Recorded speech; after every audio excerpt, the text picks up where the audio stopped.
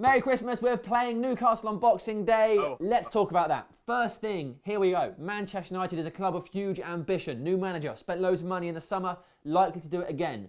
Is there a place at Manchester United for the likes of Johnny Evans and Darren Fletcher if they are going to perform like they did against Aston Villa? Not to say I don't like them, just saying if we're moving forward, is there still room for those players and players of that calibre? Adam Mack. Wow, I thought Fletcher was poor. Evans got bullied for the Benteke goal.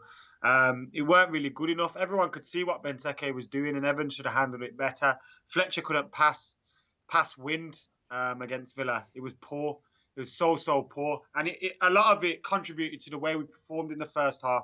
So obviously, those kind of players need to step up. I think everyone needs to step up. Since Louis van Gaal's come to the club, you've seen players like Ashley Young who started training hard and playing hard and giving his all week in, week out. But still, he wasn't that good against Villa, and we still have to get rid of some of that quality from the first 11 because we do need to step it up a little bit now. Howson, respond. Nah, get rid. That's it. No, don't give him a chance to step up. I know that is being a little bit harsh, but no, if Fletcher's going to turn up, and that's the caveat, yeah. If they're going to perform like they did on Saturday, then absolutely not. Get rid. Yeah. Now, that's not the usual performance that those sort of players put in. But Johnny Evans is an experienced player. He's had a lot of time. He's hardly a young player, so you can't say he's still learning his trade. No, he's an experienced pro. Vidic was the best defender in the world when he was the same age as Johnny Evans is. So no, out the door. Fletcher, it's sad what's happened to Fletcher. He's not recovered from his illness. It's not a sentimental sport. It's an aggressive sport where we need to win. So no, out the door, get rid. You know what? Yes. You know what? Howson's bang right, and I hate saying it because players like I don't mean I hate saying that he's right, but I just mean players like Fletcher. You know what I mean? They've done so much for this club, I think, since they've been there, and they've almost become fan favourites. I mean, I remember Fletcher at the start. People would mock him because he was apparently so poor, and then everyone realised, hang on, Fletcher's actually a decent player, and he helps us win so many trophies. And I hate to say it, but he's just not good enough anymore. And Johnny Evans, I think we still need to give him a bit more of a chance. But How many chances does he need, if he doesn't step up this season, Johnny Evans, then we can get rid. I still don't think he's good enough. But if you remember at the start of the season, me and Mac were saying that Johnny Evans can still become a first-team Manchester United defender. And 6 months down the line, he hasn't become that defender. He's had plenty of chances. This is why Nani ends up staying at the club till he's 27, when it was evident 5 years ago that he was never going to reach any sort of potential. Get rid. We have too many deadwood on our hands, like Anderson, and end up staying, getting paid millions of pounds. Get him out. Howson's on a myriad, isn't he? He is. Right then, let's move on from the players of an older generation to players of our new generation. If we talk about Falcao, played 90 minutes, got a goal. Adam, what is the future like for Radamel? Oh, man, we better keep him. I've never wanted a player to succeed more than I do Radamel Falcao at this club. The guy, before he came to the club, I used to think he's one of the best strikers in the world. And now he's here. It's like, if I see him leave and smash it for somebody else, I don't know what I'm going to do. It'll be emotional. I've been waiting for him to be sliding on his knees to the fans for so long, and it happened. He looked better as well. When he got the goal, he looked a lot sharper, his movement, everything. I think he's our best striker when fit and on form. We need to sign him up. Gary, what are your thoughts on Radamel? Gary. It's Gareth. Gareth to you, Samuel. Well, Falcao, at the end of the day, he is one of the best strikers in the world. Some people will say he's the best striker in the world. So you can't even doubt his quality. He's proved it so many times in the past. And as soon as he gets that run of games going, which I think hopefully now he can do, he's got to start against Newcastle. He's got to start.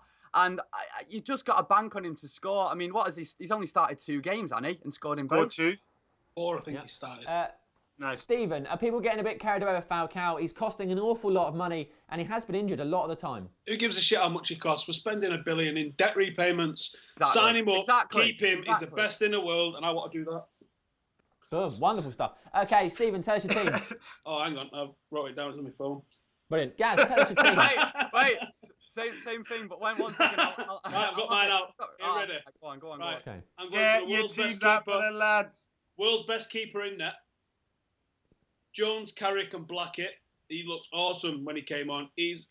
Has he just put about 3 stone of absolute meat on or what? He looks massive.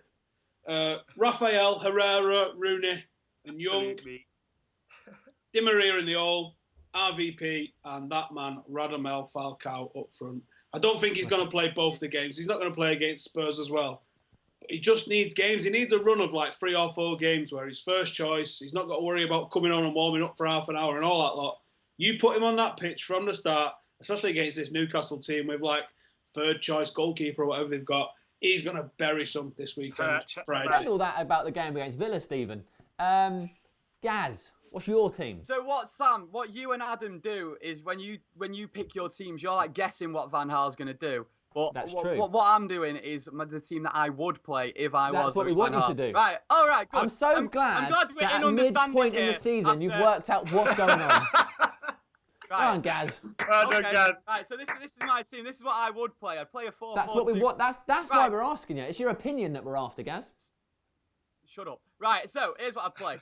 4-4-2 diamond, obviously De Gea in there. Raphael, he's been training for ages now. He's got to start a game soon or at least make some sort Made a of new appearance. Facebook page and everything. I know, exactly. He's had time to do that. So get him on the pitch. Raphael at right back. Young at left back because I don't think Luke Shaw's going to be ready just yet, is he? I've gone for Jones and Evans as the centre-halves because I know we do have centre-halves coming back, but I don't think they're going to be ready to get in there. Carrick is my holding midfielder. And I've gone for Valencia and Rooney as the 2 central midfielders. You'll remember that Valencia against West Ham had a really good game there, and I'd love to see him play there again.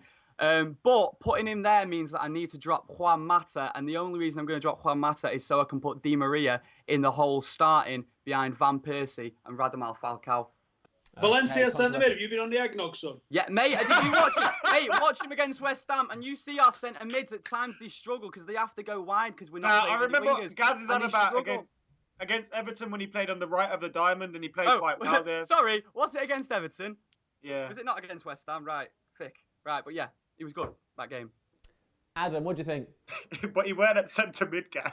He was. He was playing on the right of the diamond. It was like. Oh, I mean, people in headphones are going to be in pain listening. Your voice got well squeaky then, Gaz. I was so squeaky. I'm only 14. Adam, what did you think? Whose team do you prefer? Allison's probably. All I'm saying is Falcao needs to start. That's it. Okay, great review of their teams. Let's talk about Newcastle then. Adam, who's going to do the damage?